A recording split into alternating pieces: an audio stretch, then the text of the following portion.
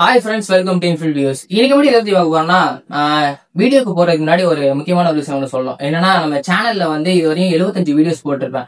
அந்த 75 வீடியோஸ்லயுமே நான் எப்படி பேசியிருப்பேன்னா, கிட்டத்தட்ட ஒரு ரோபோட் மாதிரி தான் பேசிட்டு இருந்திருப்பேன். சப்ஸ்கிரைபர்ஸோட அதிகமா பாண்ட் இல்லாம. ஆனா இனிமே நம்ம சேனல்ல வர ஒவ்வொரு வீடியோஸும் அது மாதிரி இருக்காது. ஓகே, வீடியோக்குள்ள போலாம். இன்னைக்கான வீடியோ என்னன்னா, இனிமே வர வீடியோக்கள் ஃபுல்லா கண்டுபிடிப்புகளை பத்தியான வீடியோஸ் வந்து நிறைய போடலாம் அப்படின்னு இருக்கேன். ஃபர்ஸ்ட் இப்ப மனித நாகரிகம் வளருதுல, அந்த மனித நாகரிகம் வந்து வளர்றதுக்கு முக்கியமான காரணமே கண்டுபிடிப்புகள் தான். அப்படி கண்டுபிடிப்புகள்ல ரொம்பவும் முக்கியமா மனுஷன் ஃபர்ஸ்ட் கண்டுபிடிச்ச ஒரு கண்டுபிடிப்பு என்னன்னா நெருப்பு. அந்த நெருப்பை கண்டுபிடிக்கிறதுக்கு முன்னாடி மனுஷன் எப்படி வாழ்ந்துட்டு இருந்திருப்பான்னா, ஒரு விலங்கு மாதிரி வாழ்ந்துட்டு இருந்திருப்பான். அந்த விலங்குகளுக்கு வந்து இப்ப என்னன்னா, எப்படி அது வேட்டையாடுறது, சாப்பிடுறது, தூங்குறது, அது மாதிரி எந்த வேலையோ அதே மாதிரி மனுஷன் ஆரம்ப காலத்துல இருந்திருப்பான். ஒரு விலங்குகிட்ட இருந்து பாதுகாக்கிறதுக்கும் அந்த விலங்குகளை வந்து ஒரு கட்டுப்படுத்துறதுக்கும் இந்த நெருப்பானது ஆரம்ப காலத்துல ரொம்பவும் தேவைப்பட்டுச்சு. அதுக்கப்புறம் மனுஷன் வந்து ரொம்ப முக்கியமா கண்டுபிடிச்ச இரண்டாவது கண்டுபிடிப்பு என்னன்னா சக்கரம். சக்கரத்தை பத்தி நம்ம வந்து சொல்லிதான் ஆகணும்னு சொல்லல. சொல்லிதான் ஆகணுங்கிறது வந்து தேவையே கிடையாது. ஏன்னா அந்த அளவுக்கு வந்து சக்கரத்தோட பயன்கள் வந்து ரொம்பவே தேவைப்படுது.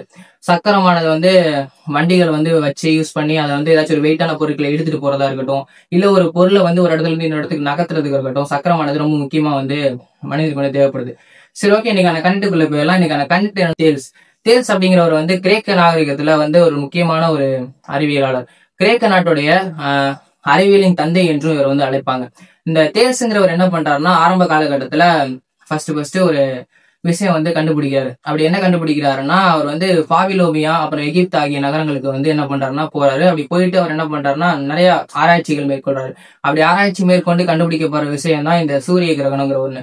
சூரிய கிரகணம் அப்படிங்கிற ஒண்ணு வந்து ஆரம்ப காலத்துல மக்கள் என்ன நம்பிக்கிட்டு இருப்பாங்கன்னா, ஒரு பாம்பு வந்து சூரியனை வந்து முழுங்கிரும், அப்புறம் கெட்ட ஆத்மாக்கள் தான் சூரியனை வந்து மறைச்சிரும், அதனாலதான் சூரியன் மறையுது அப்படின்னு சொல்லி நம்பிட்டு இருப்பாங்க. ஆனா இவரோட கண்டுபிடிப்பு மூலியமா தான் சூரிய கிரகணம் வந்து ஒரு வரதுக்கான முக்கியமான காரணம் என்ன அப்படிங்கிறது மக்களுக்கு வந்து தெரியப்படுது.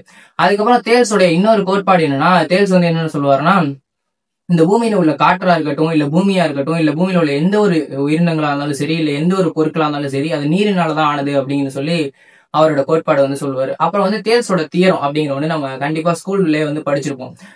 தேல்ஸோட தியரம் என்னன்னா, ஒரு முக்கோணம் ஒன்று எடுத்துக்குவோம். ஏபிசி அப்படின்னு ஒரு முக்கோணம் எடுத்துக்கிறோம்னா, அதுல வந்து ஏபிசி அப்புறம் டிஇ அப்படின்னு சொல்லி நம்ம வந்து பிரிச்சோம்னு சொன்னா அதோட இரண்டு பக்கங்களும் சமமா இருக்கும் அப்படிங்கறதான் அவரோட முக்கியமான தத்துவம். ஓகே ஃப்ரெண்ட்ஸ், இன்னைக்கான வீடியோ முடிஞ்சு. உங்களுக்கு இந்த வீடியோ பிடிச்சிருந்தா மறந்துடாம சப்ஸ்கிரைப் பண்ணிருங்க. இதுவரை நான் சேனல்ல வந்து சப்ஸ்கிரைப் பண்ணிருங்க அப்படின்னு சொன்னதே கிடையாது. ஃபர்ஸ்ட் டைம் கேட்கறேன். மறந்துடாம சப்ஸ்கிரைப் பண்ணிருங்க.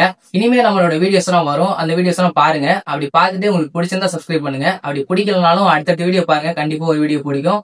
அந்த வீடியோ பிடிச்சதுக்கப்புறம் சப்ஸ்கிரைப் பண்ணுங்க. Okay friends, by.